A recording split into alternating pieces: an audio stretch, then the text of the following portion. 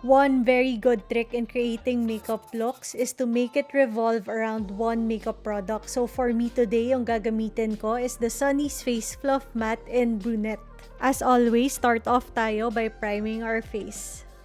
Tapos, I really want a very glowy look kaya maglalagay ako nitong Hollywood Flawless Filter underneath my foundation. You can use any highlighter naman but I like this specific product talaga for under foundation. Okay, so medyo maitim na tong foundation na to for me but we'll make it work. Ibe-blend out ko naman siya and hindi naman kasi ako super full coverage. Medyo sheer lang yung amount of foundation na ilalagay ko. So it's fine. If you've been watching my videos before, alam nyo na lagi ako nagko-color correct and today is no different. So here I am, I'm color correcting my under eyes. And dahil gumamit na tayo ng color corrector, hindi ko na kailangan ng masyadong full coverage sa concealer. Ang mas gusto ko na is a hydrating one para mas mukha pa rin siyang natural. And dahil nga sobrang hydrating nitong concealer na to, I really need to set it. Buti na lang, it works well naman with powders kahit na oil-based siya. Okay, break time muna. Nag-order kami ng McDo, tapos yung order ko kasi McChicken sandwich. Pero for some reason, ito yung dumating sa akin.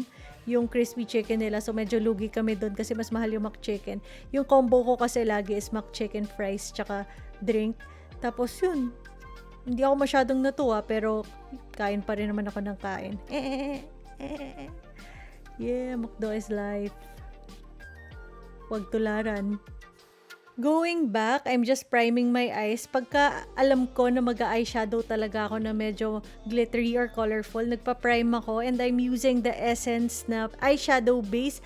I think 100 something lang to. So it's very very affordable. Yay!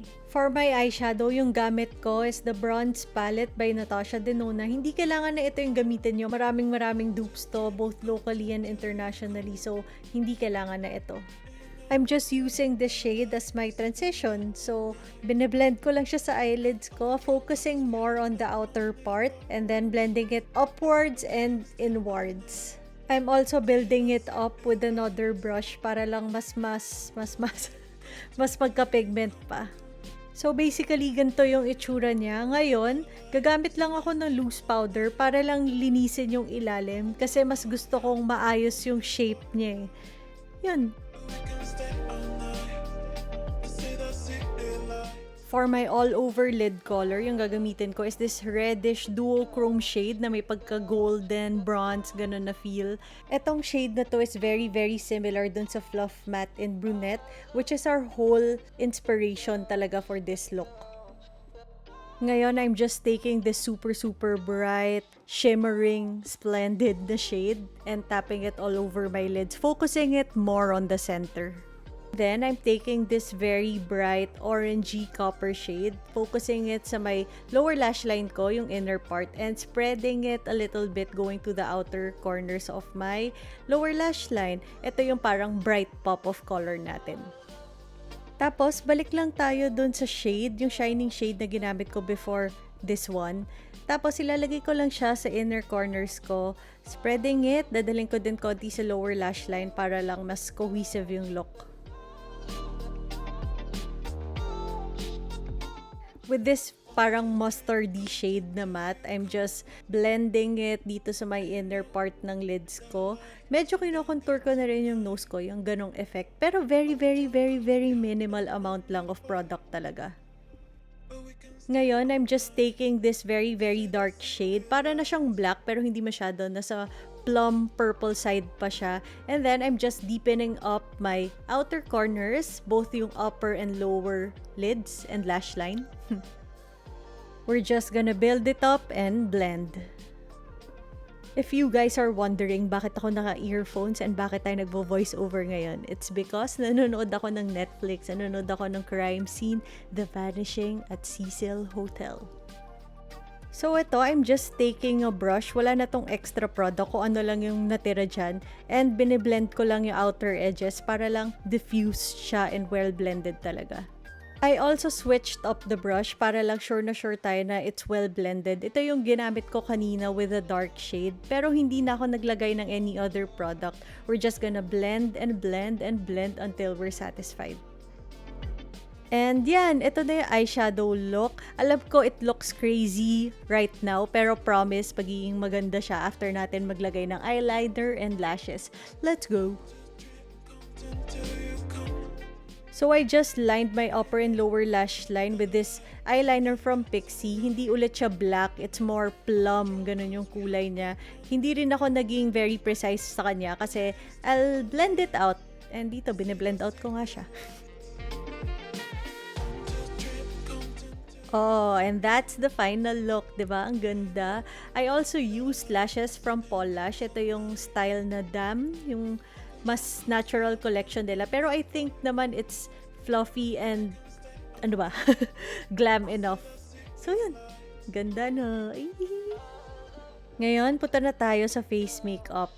For my blush, yung gagamitin ko is the Patrick Ta na Cream and Powder Blush in the shade Shiso LA. So, ang sinabi ni Patrick dito, si Maring Patrick, is dapat powder muna before the cream na blush. Kasi daw, mas imemelt niya and magmumukhang luminous and natural. I know na parang ito yung unconventional way of doing it kasi usually cream before powders, pero I think naman it works very well and I think there's something special talaga with Patrick's formula.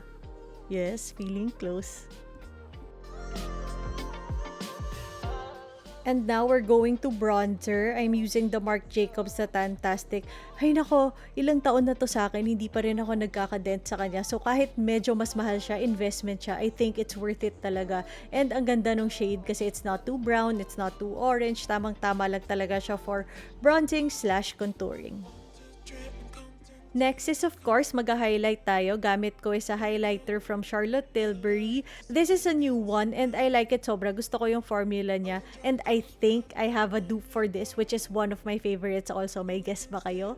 You know the drill. Highlight lang natin yung high points ng face natin. Tapos, I'm also gonna put it sa inner corners ko for an extra pop, pati na rin sa brow bone.